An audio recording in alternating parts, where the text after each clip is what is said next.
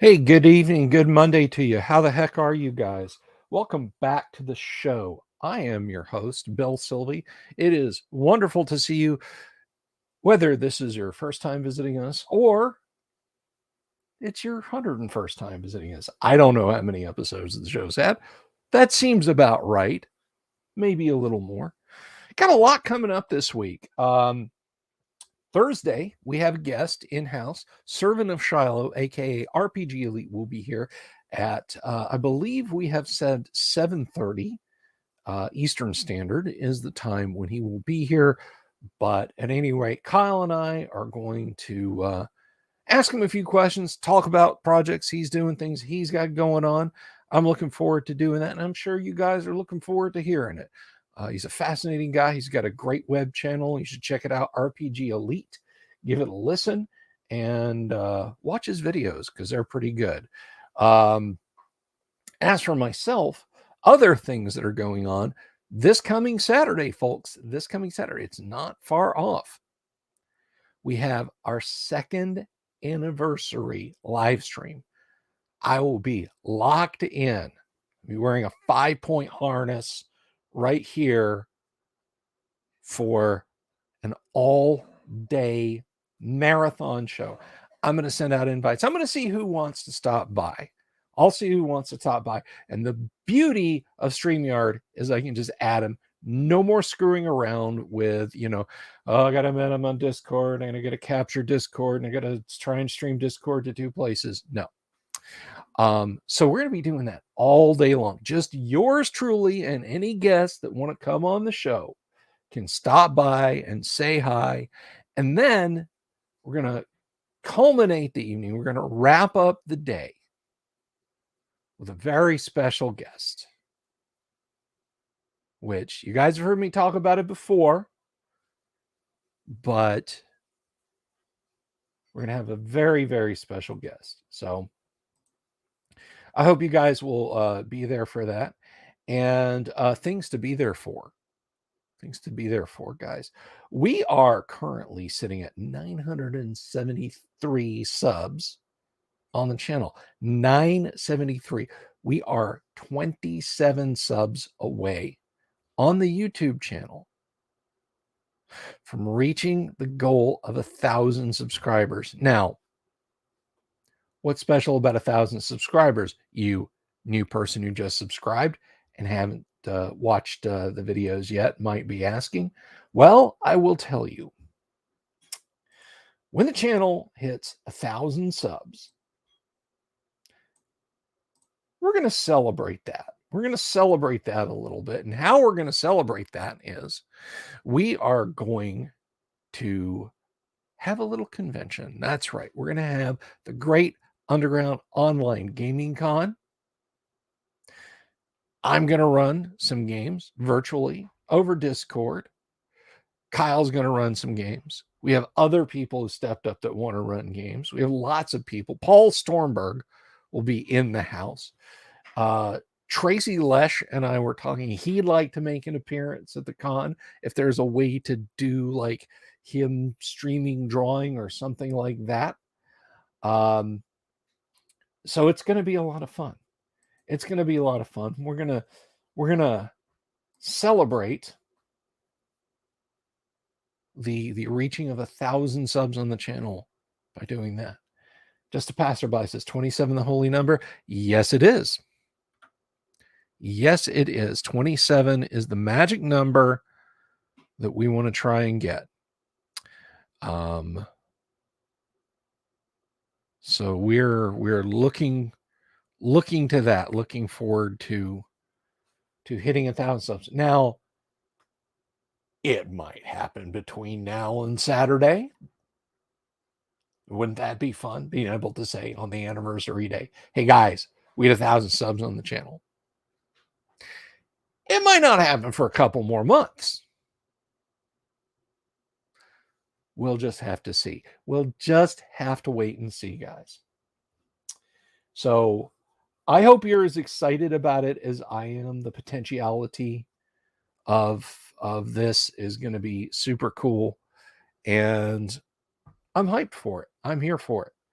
So I hope you guys will be too. If you have friends who like tabletop role-playing games, who like classic tabletop role-playing games, tell them to try us out.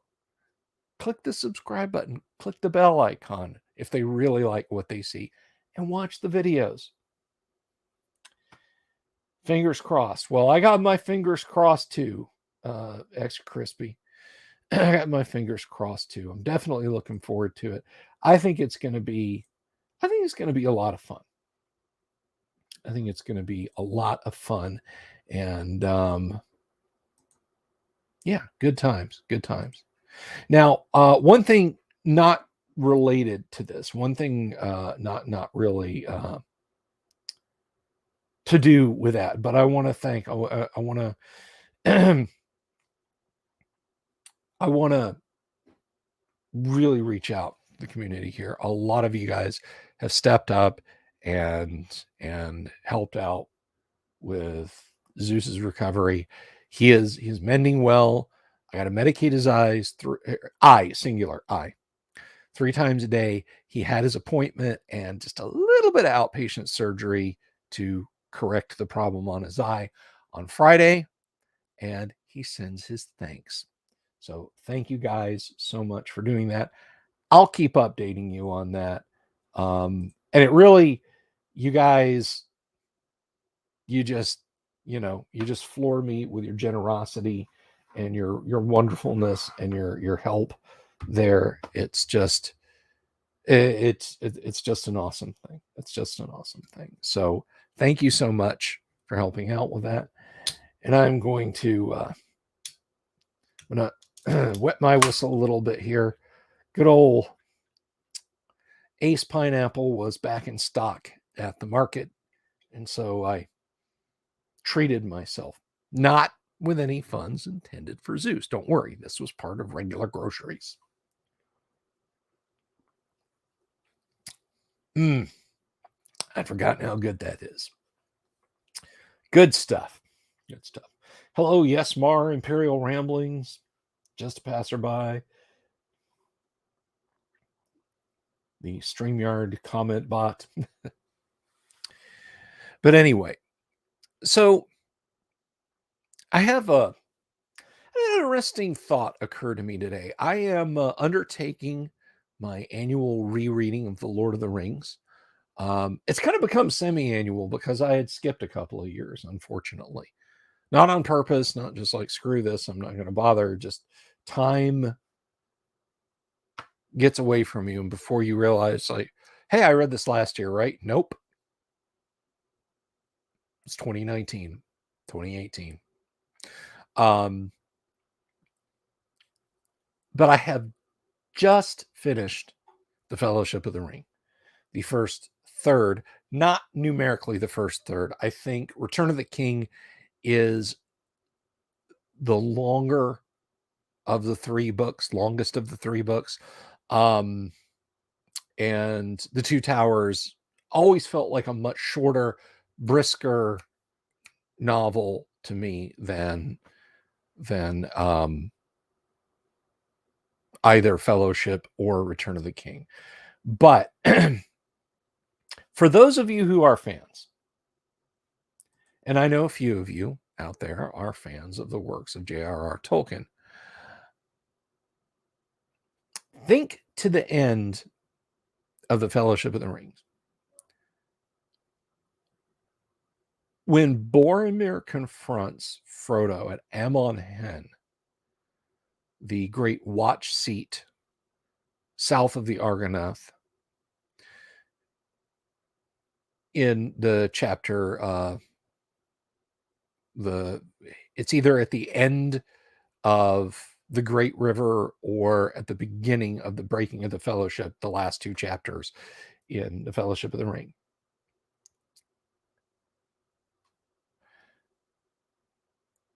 He basically tries to convince Frodo to give him the ring, or at the least accompany him to Minas Tirith, which, I mean, let's be honest, if Frodo had gone to Minas Tirith with Boromir, either Boromir or Denethor or Boromir and Denethor, or someone else in authority in Minas Tirith. Basically, they would have bent their wills against Frodo and tried to take the ring by force, by coercion or by force. But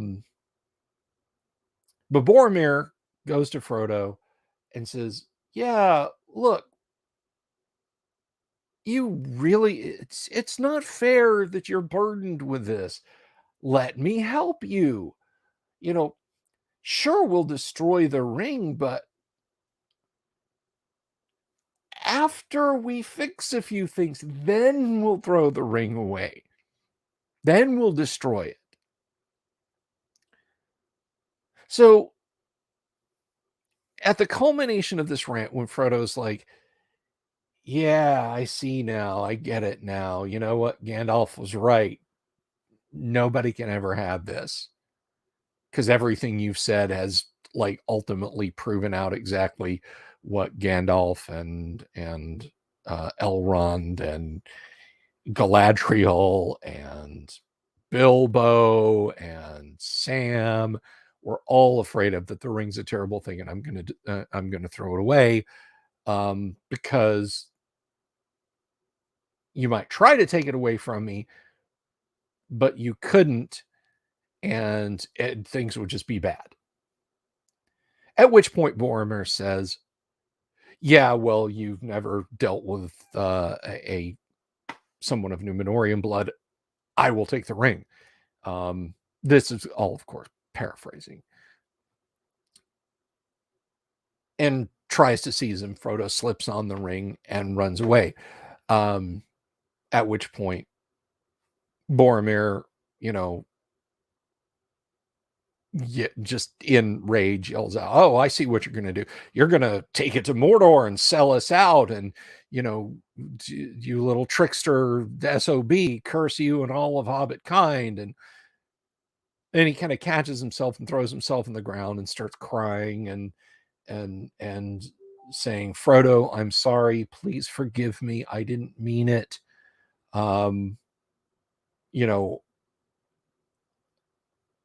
Begging for Frodo's forgiveness. Here's the question for you guys.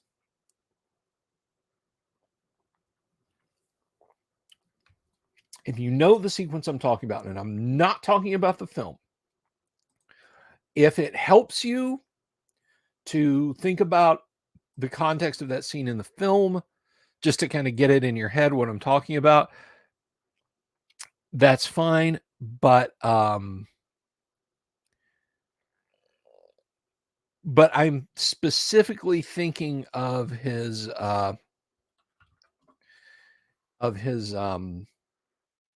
reaction when he repents, for lack of a better term. At that point, was Boromir truly penitent? If Frodo had been moved, if Frodo had taken the ring off and gone to him to comfort him and said, look, it's not you, it's the ring. It does this to everybody. That's why we got to destroy it. I think you see that clearly now. That's why I have to go into Mordor. Would Boromir have said, ha, psych, and grabbed him and then, pulled the ring away from him? Or was Boromir truly penitent? Was Boromir really, really upset at what he had almost done to Frodo? Or was it all an act? Or was it one of those cases where you're not upset that you did what you did and it's bad, because it goes against a common weal? Are you upset because you're being punished because you got caught and the effect is something bad for you? And so that's the question. When I reread it, I thought about it for a second there, because I kind of vacillated over the years on whether or not I felt like Boromir was truly upset or he was just trying to play Frodo for a sucker with the crocodile tears and everything. And I don't think that's the case. And here's why. Which I want to pause before I launch into this, because I want to mention something about the movies. I always thought it was titanically stupid that Frodo in the movies, when they're marching up uh, the eastern slopes of the Misty Mountains to cross at Cahardras, that Frodo drops the ring and Boromir has picked it up and is holding it. At that point, Book Boromir would have immediately seized the ring. There wouldn't have been any question.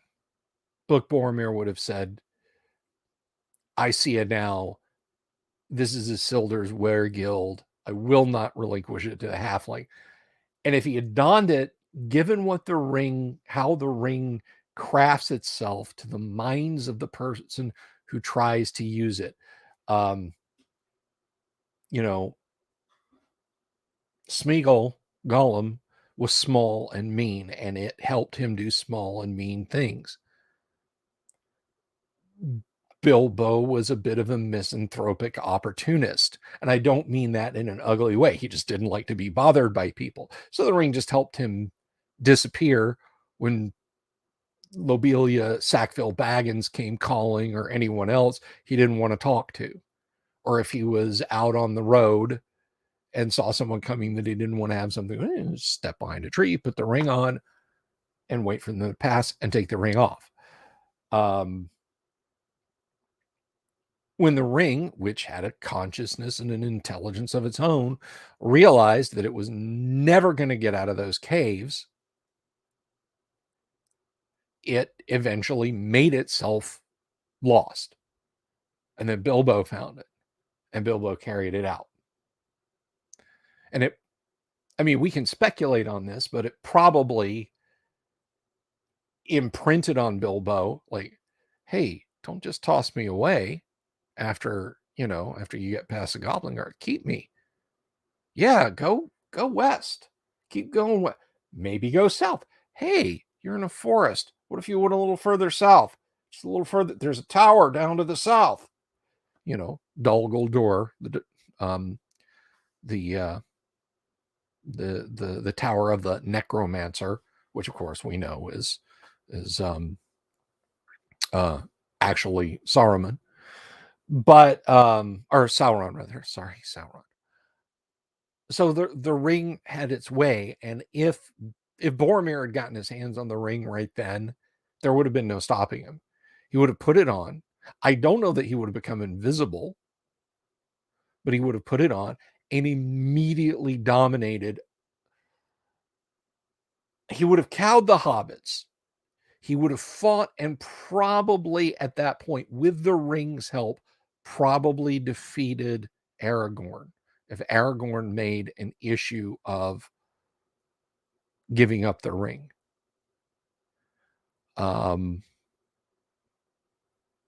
Although I think he wouldn't have dominated Aragorn. Aragorn would have fought it, because while Boromir was of Númenorian descent, Aragorn's lineage was directly Númenorian. So Aragorn was a high man, and Boromir was not. He was a descendant of stewards of kings. So just consider that for a moment. To jump back to the seat of Amon Hen, I'm inclined to think in the book that he's not. If he still had some hope of laying hands on Frodo and wresting the ring away, he would have lied. If the ring had him so thoroughly still at that point, at remote distance, understand what I just said about the ring. The ring was trying to get away from Frodo at that point. And I'll go a little bit further. I think the ring knew Frodo's mind. And while getting into Mordor and getting back in the hands of Sauron was definitely an ideal set of circumstances, getting into Mordor and then going to Orodruin, Mount Doom, and being cast into the fires, it definitely didn't want that. So, corrupting Boromir and essentially, eventually, over a long period of time, because remember, the ring could be frighteningly patient. It's from the second age, and this is the middle of the third age. And the ages are not like one age is 1,000 years, another age is 1,000 years. I mean, the first and second ages were millennia long. We're now in the third age. So I think that the ring was trying to influence Boromir when he was in its proximity. When it was gone and he realized what he'd done and he'd seen his folly, when he went back to the camp and Aragorn was talking to everyone else about, okay, here's how it's going to be. Merry and Pippin, you're going with Gimli and Boromir to Minas Tirith. Me and Legolas and Sam and Frodo are going into Mordor to try and destroy the ring. And wouldn't that have made an interesting tale? And then, of course, they turn around and, Sam's holding court on his ideas. Oh, Dungeon Minister, you said that is so eloquent. That is so perfect. That's it. That's exactly, I think, what was on the ring's mind. But at that point, when they realize, hey, where's Boromir? And then he comes he comes into camp looking like a scalded dog.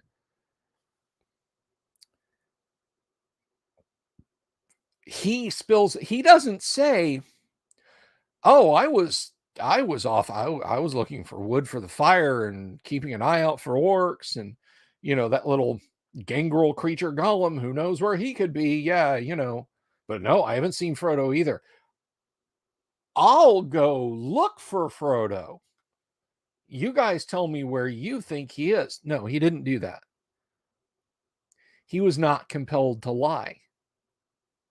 Like he lied to Frodo at Am Hen in close proximity to the ring, when the ring was bending its will, even against someone who didn't possess it. He told the truth. I tried to take the ring by force from Frodo. He just spilled the beans. He didn't lie. That's not the actions of someone who would have been lying. Now, again, if Frodo had taken pity on him and taken the ring off right then and run back up to him and said, no, Boromir, it's not your fault. The ring had your mind. It might have re-exerted its will. And again, Boromir tries to wrest the ring away from Frodo. At which point, I think Frodo probably would have drawn Sting and at least wounded Boromir. But I honestly think when Frodo put the ring on and fled from Boromir, and Boromir realized what he'd done, it wasn't, I'm upset because I got caught and now I'm suffering because I got caught. Boromir was legitimately distressed that he had almost hurt Frodo and that he had betrayed everything he was about. Because love him or hate him, Boromir was an honorable man.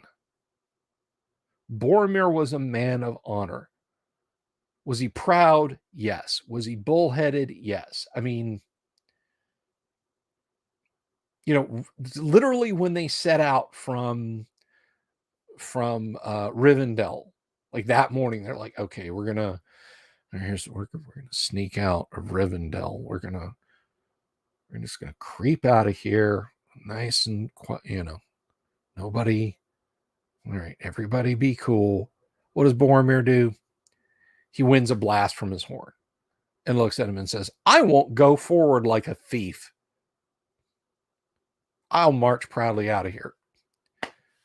Very foolish. And he is always popping off about, oh, well, what? Elves may have to walk on top of the snow, but you've not dealt with the strength of men, and, started pushing snow out of the way and that sort of thing. So he was foolhardy, and he was very bullheaded, but, he wasn't an inveterate liar, and he wasn't a thief, and he wasn't a criminal.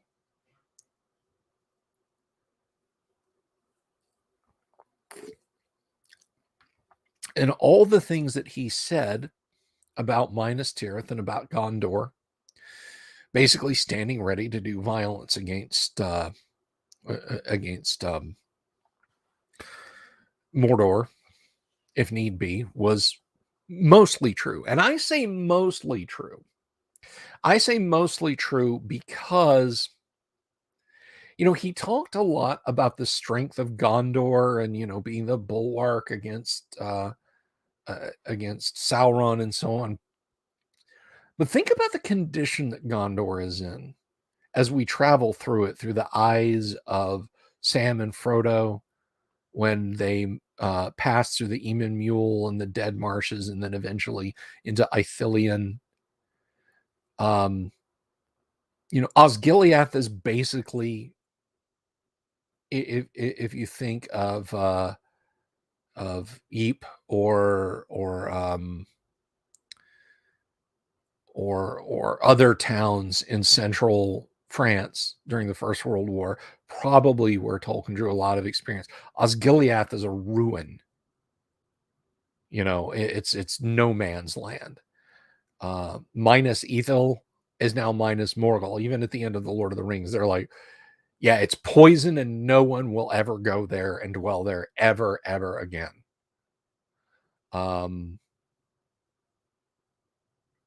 South east Ithilien is a dangerous, deadly place. And Minas Tirith herself doesn't have enough defenders. Almost said Avengers. Defenders to hold off the host of Sauron when Sauron bends all of his armies against it. It's only the intervention of the armies of the dead and the Wainwriters, the Prince of Dol Amroth, and of course Rohan, that Minas Tirith is able to. They did not have the Avengers, no. Minas Tirith to for Minas Tirith to hold that off. So Boromir was kind of blowing smoke a little bit, but I think in his mind's eye, with his mindset, he was still, yeah, we might have lost Osgiliath, and we might have lost Minas Ithil, and my brother, and a band of rangers might be all that, the very thin green line between probing attacks from Mordor and my kingdom, but we're still there, and we're still the bulwark. But I honestly think that was just Sauron gathering his strength before smashing into Gondor. I think if he planned things out differently and he had said, well, the ring's in some place called Shire, in the hands of a creature that is like what this golem thing used to be. I'm not sending agents afield. I'll ride against the White Council. I don't care. They're disorganized. I'm getting the Southrons. I'm getting the orcs. I'll sweep aside Saruman, but I think he'll bend to my will. He's got his own army of orcs. And I'll just march into this shire in Eriador, and I'll burn down every house and dig up every hobbit hole until I can sift the ring out of it. Gondor wouldn't have been able to do a damn thing about it. But that's not the way he wanted to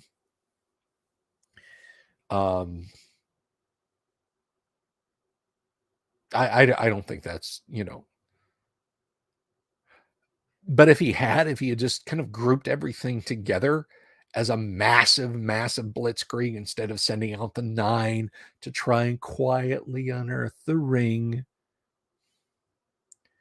I think he could have pulled it off.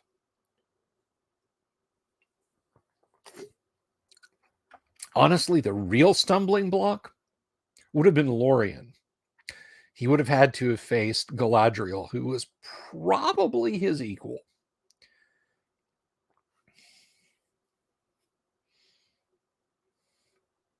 And Manny, I think you're I think you're right. I think Boromir did have honorable intentions in the sense that he wanted to defend his people and the larger world. But he flat out says when just before he tries to seize Frodo in the ring, he says, I'm going to put the ring on.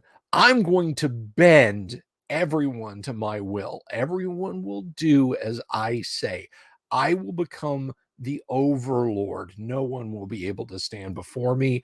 Everything that Galadriel, not 10 days prior, well, no, actually more like a month or two prior, because they spend a good time in Lorien.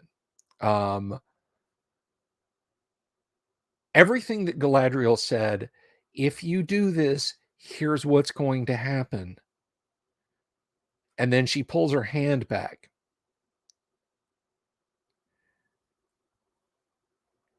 And says, I passed the test. Boromir was that close to failing the test. And in fact, Boromir did fail the test. Fortunately, Frodo gave him a D-, not an F, and put the ring on and fled.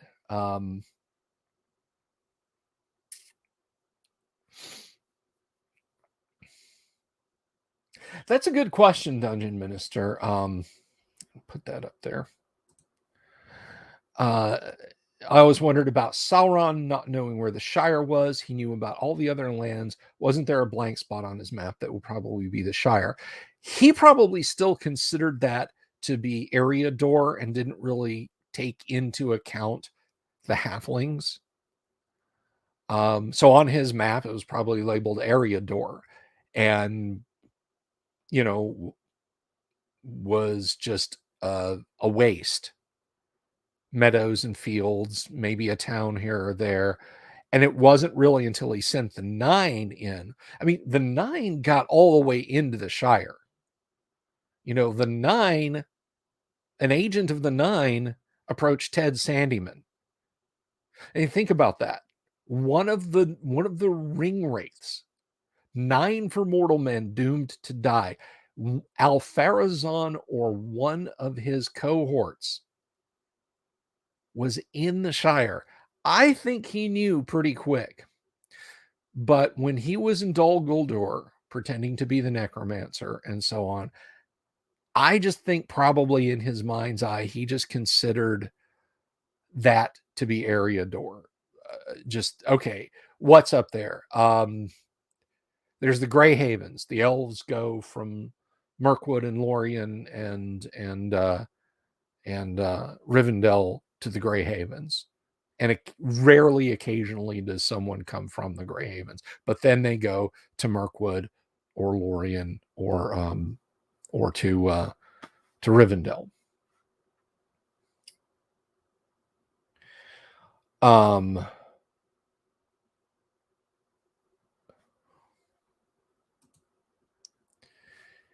So yeah, just like the Emperor did not count on the Ewoks being fierce passerby. So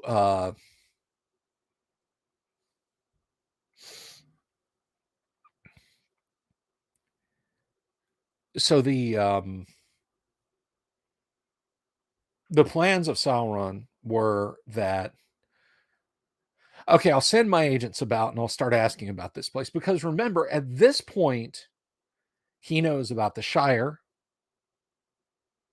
and he knows about hobbits because he's captured Gollum and tortured the information out of him.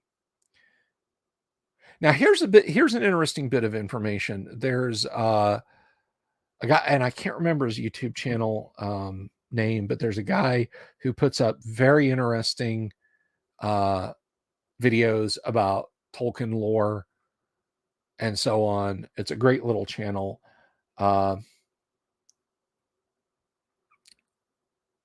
But he talks about Gollum, and a question someone asked, and he addressed it on his video, was Sauron afraid of Gollum? And the case is made, and I think it's very good, that in his way, Sauron was. Now, consider the following for a minute. When Sauron revealed himself to the elves and showed that he had betrayed them and forged a ring to control all the others from the ring craft that he learned from them, he didn't possess the ring for a dreadfully long time before it was cut from his hand by Isildur's sword shard.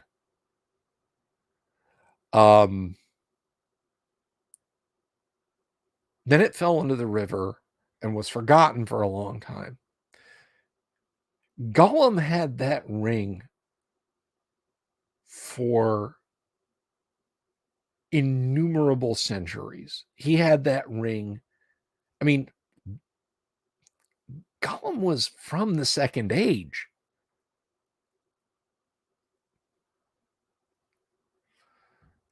Gandalf talks about Gollum's people as being probably the fathers of the Stoors when he found the ring in the Undoing.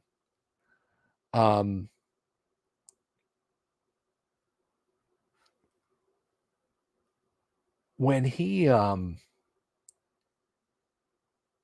he had the ring for that long, the ring burned a lot of frailties out of Gollum. All frail. Gollum was many things. He was not frail. I mean, how many men do you think would have survived what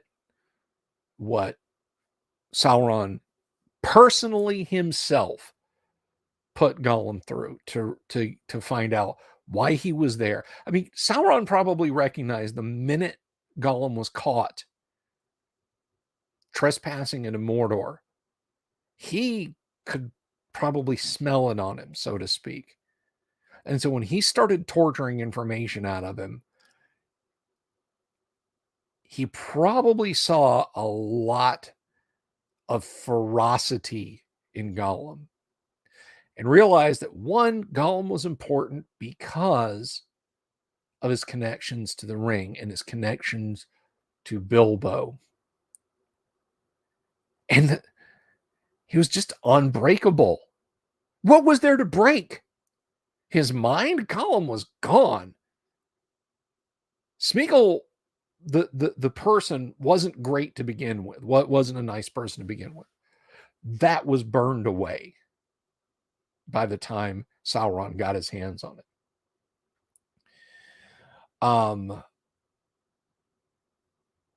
Thank you, Mobius. Gollum had the ring for about 500 years. So, Bilbo had the ring for what? He left the Shire when he was 50. Bilbo had it for about 60 years. Frodo had it for, like, in his possession for like 18 months. Yeah, I would postulate that. I don't know if fear would be the right thing to use, but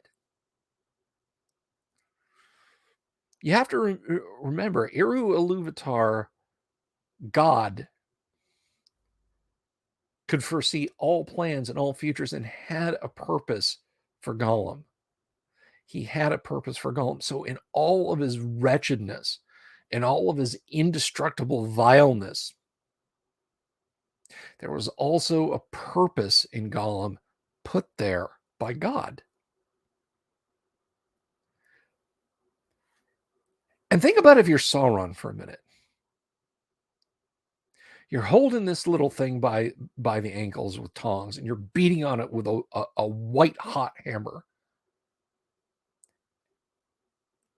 And its mind won't break any further. I mean, sure, yeah, you could have sent an orc in there with a spear. Look, just stab it till it's dead.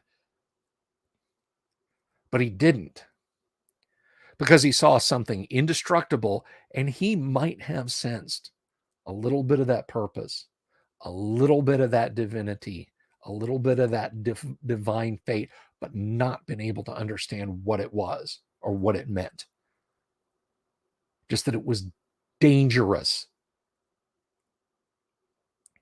So I think there is a very good case to make that, yeah, Sauron was legitimately unsettled by Gollum. I mean, when I was a kid and I first read The Hobbit, despite Gandalf's speech in the Fellowship of the Ring, to Frodo saying,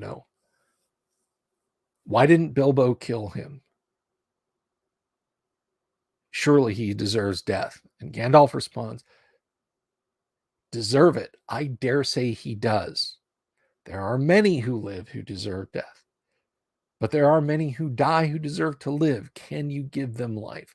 Then do not be so quick to deal out death and judgment.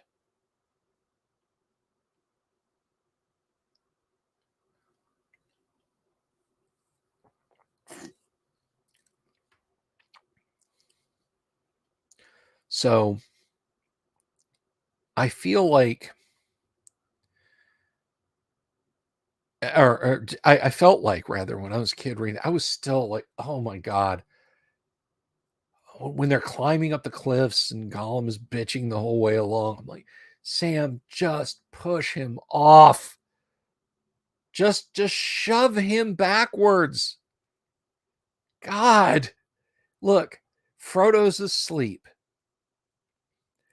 Take Sting, stab Gollum to death. So, unfortunately, in the tender age of 8 or 9, when I first read The Lord of the Rings, the professor's wisdom was a little lost on me. I understood it later, but at that point, it was just like, oh, I can't stand Gollum. Sam, kill him. And then, of course, spoiler alert if you have neither read the books nor seen the films, it comes to it. The test that really only Galadriel passed. Well, to be fair, Gandalf and Faramir, really, when you get down to it, Faramir passed the test also, because in Ithilien, Sam and Frodo were basically under a death penalty from Faramir and his rangers, for having trespassed in Ithilien until such time as Faramir understood the nature of his quest. I'm trying to think of the term. It's not death penalty, doom. It was their doom. And the doom that was pronounced on them was that, you trespassed into Ithilien, and this doom I pronounce on you, and so on. But Faramir said, once he realized who Frodo was, once he realized what the ring was, Faramir said, I wouldn't touch that ring if I saw it lying on the road. I mean, that's pretty heady. That's Sam and Frodo, and well, can't remember. Gollum was. I don't think Gollum was in the hidden fort, the hidden cave encampment at that point. But so yeah, it's Sam and Frodo and all of Faramir's rangers. If they had been affected by the ring at that point, they might have taken it there. Faramir recognized the danger of it and didn't even try. Galadriel said, if I take the ring in place of a dark king, you would have a dark queen. And she was right. She passed the test. Frodo tried to give the ring to Gandalf right then. I don't want it. Take it. Gandalf says, no, that power is too terrible. You can't give it to me. So Gandalf, Galadriel, and Faramir. Boromir failed. Gollum essentially was going to fail. But Frodo failed.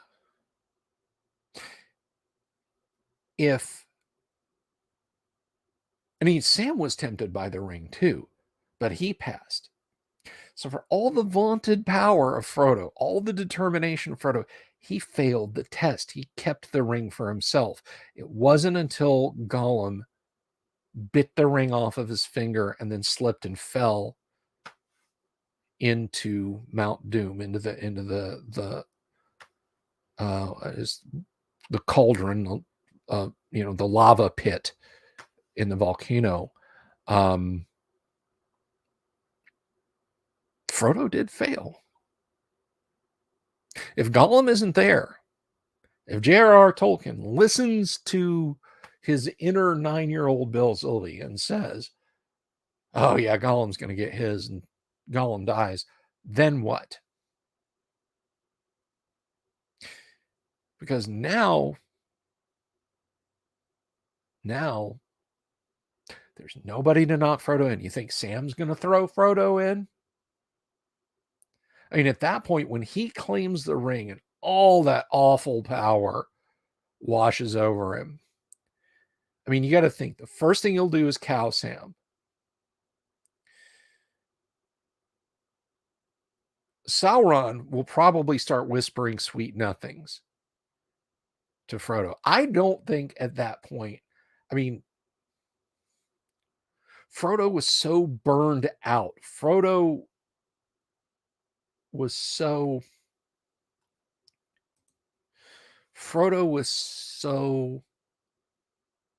wrung out. He must have felt a little bit like Gollum at that point. He marched 100 miles across a wasteland with no food, no water, the ring getting physically and mentally and emotionally heavier at every step, until I finally crawl up the side of the mountain. I mean, at that point, the ring had broken Frodo. And it was only Gollum biting it off of his finger and slipping and falling into Mount Doom that saved anyone. Gollum's not there. He would have cowed Sam. It would have attracted Sauron's attention, and Sauron, I mean, just simple Bilbo Baggins or simple Frodo Baggins, yeah, he would have snatched it away and kept them on a leash and made them dance for his amusement.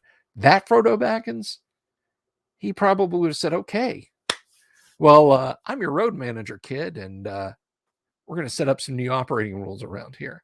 Just long enough to stab Frodo in the back and then take the ring and then punish him for trying to keep it. It was pity that stayed his hand. So those are just some interesting ideas about the Lord of the Rings. What do you guys think? I just think at that point that Gollum not being in the picture means Frodo keeps the ring. Now, again, it's pure fanboyish speculation on my part to say that Sauron would basically, at least momentarily, because he could be patient, but that he essentially, said, "Oh, well, of course." What's your name again? Frodo. Frodo. Yeah, right. No, we're gonna be working together. The first thing we're gonna do, I saw what went down just over there, just over at Amon Hen. Yeah, no, I have really long vision. I can see over there.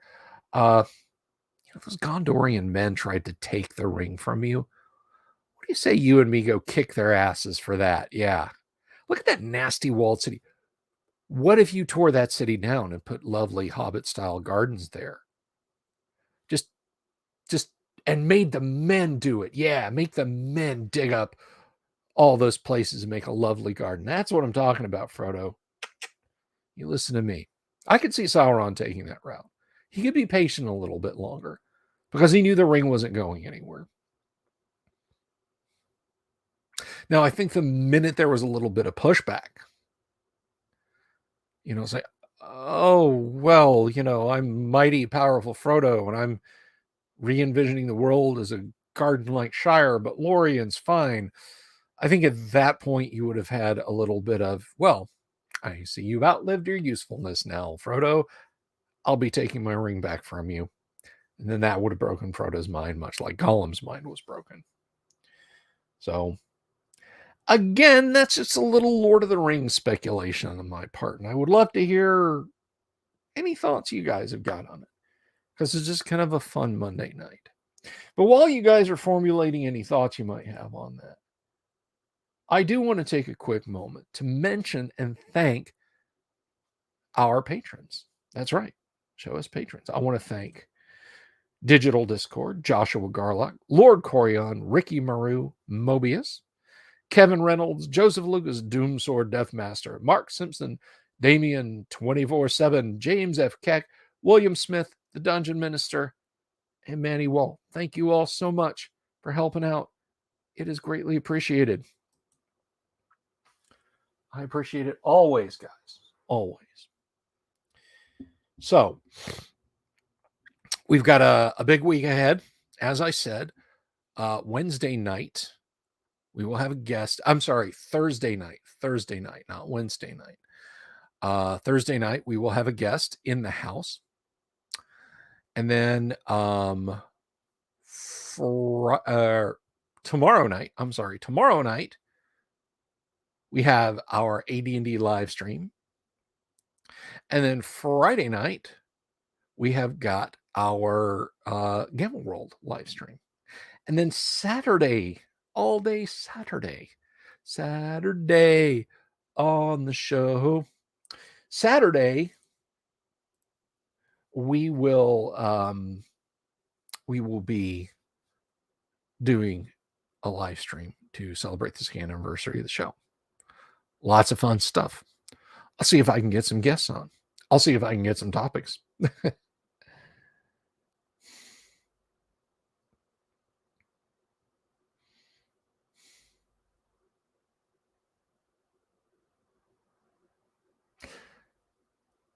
Yeah, I agree with the Dungeon Minister. That would be the end of it. The rest would fight on as they could, the most noble falling last, but inevitably.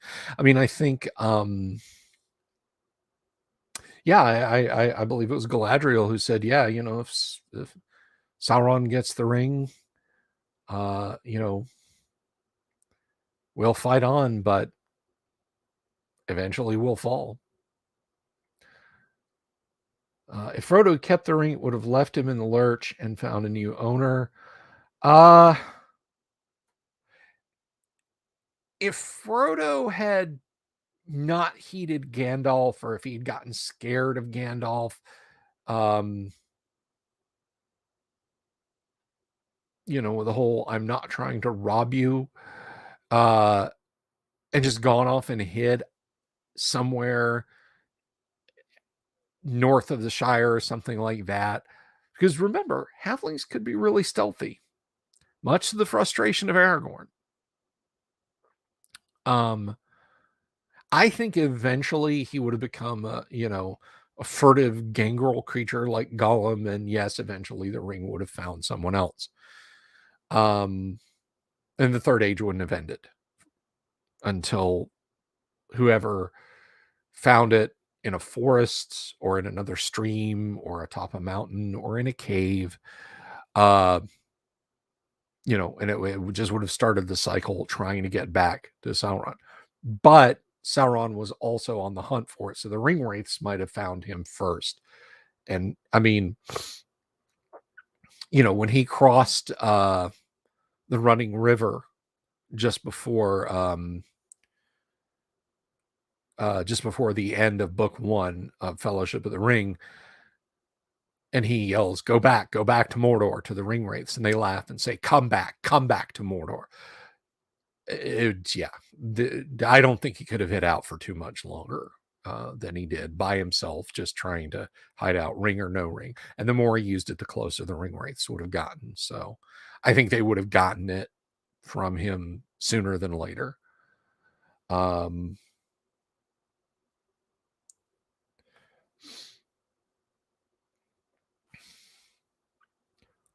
yeah, I mean, Gollum was a hero. As I said, and this is just pure speculation, but Gollum,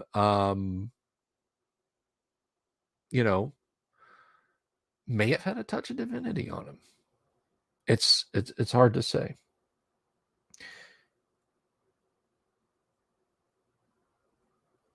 Yeah, man. I think you're right. I think he was put there by God, should it be necessary, to actually destroy the ring. Passerby says, it's a pity that George Lucas did not rip off Lord of the Rings for the prequels. A pity or a blessing, because that could have been awful. That could have just been atrociously bad.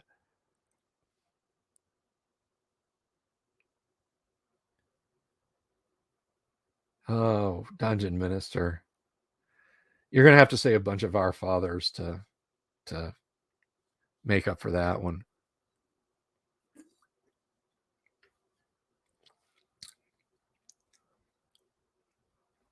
So yeah, I'm about to start the Two Towers, which starts off with the line, Aragorn sped on up the hill. And of course, Merry and Pippin will soon be in the clutches of the orcs of both Saruman and Sauron, which will aid them in its way. And of course, they'll stumble into the friendly, leafy arms of the treants. I play too much D&D. The Ents. And eventually become the Wardens of Isengard, which is quite the elevated position for them. And we know that I shouldn't really call it the Fellowship at that point, but eventually Gandalf and Legolas and Aragorn and Gimli will meet them again. But we're still down 3.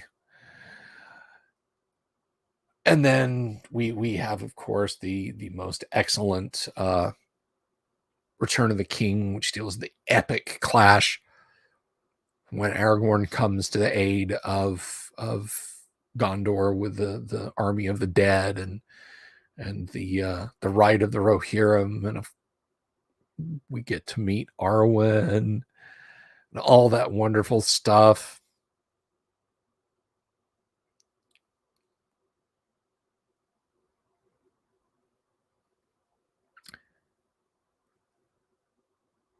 I think that's a good assumption. I mean, ultimately, it comes down to, you know, right then in the Cave of Riddles, in Gollum's little spot, when he had his, they went up to the back door, as it were, of the Goblin Caves, and Gollum is hunched down, and Bilbo's got to get past him. He's like, I could draw my sword and I could kill him. And he's like, not like this, not maybe in a stand-up fight, but not like this. No, I can't just kill him outright. I mean, that really set the events of the Lord of the Rings into motion, not just the finding of the ring. But if Bilbo kills Gollum outright there in a fit of pique, hey, he was going to kill me. He was going to eat me. He leaned over and said, "Are you chewy? Are you crunchy? Are you tasty? I can't wait to eat you." I mean, Gandalf was right. Yeah, he deserves it and more. But you're not to judge. I mean, J.R.R. Tolkien saw everyone he was friends with. Everyone, every single person. Think about your friend circle. Think about the people you went to high school with and considered your friends, or college. Now imagine you're the only person out of that circle left alive. And not through old age. Not because you're all a bunch of rascals and, died by misadventure, although war is a giant misadventure, is it not?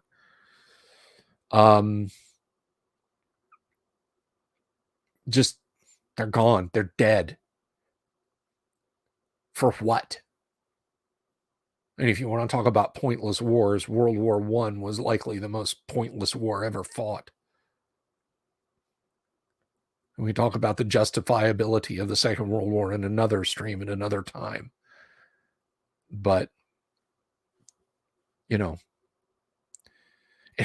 was only because he got too sick to stand up and hold a rifle that he missed out on that little party.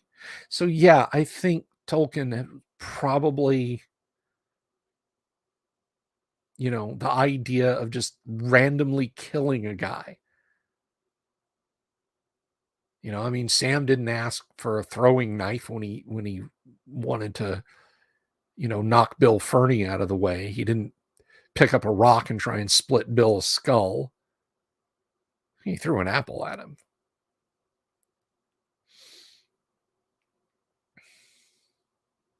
So that's just some food for thought tonight, guys, and I hope you've enjoyed the discussion. If you want to comment on the YouTube video later about that, that's fine. But as for me, I have a D&D game to get ready for tonight, where there will be a lot less pity and a lot less mercy and a lot more stabbing. But then, as the Dungeon Minister and I have talked about, enemies in D&D are color-coded by, whether or not you should put your sword in them. Chaotic evil, yes. Lawful evil, yes. Neutral evil, absolutely. By the way, I've said this before when we've talked about alignment on the show. Neutral evil is the evilest evil. People think it's chaotic evil. At least a chaotic evil person has got lol so random going on. And lawful evil, they might kill you. They might screw you over. But even they've got some rules. Neutral evil doesn't care. Neutral evil just wants something bad to happen to you. That's their main goal. Not following the laws, not believing in freedom, but making sure something awful happens to you. So neutral evil is the most evil. Never forget that, kids. So I'm going to go ahead and wrap this up tonight. Thanks again for hanging out with me. I know it was just kind of a chill time. Thank you, Dungeon Minister, Extra Crispy, Just a Passerby, Mobius, Yesmar, Imperial Ramblings. Thanks all you guys for just chilling out. One other note, and I'll know more about this. I'll post up an announcement on the Discord about this if I make a decision either way. A friend of the show, buddy of mine, he's been on the show before, actually. Alan Grohe, Grodog. He is actually in town. He is in the Sunshine State. So that may negate hanging out on Wednesday, but because I'll be hanging out with him in real life. But we'll see. I'll let you guys know when I know. So everybody have an absolutely wonderful evening, and I'll catch up with you on the flip side, okay? Y'all take care. Peace.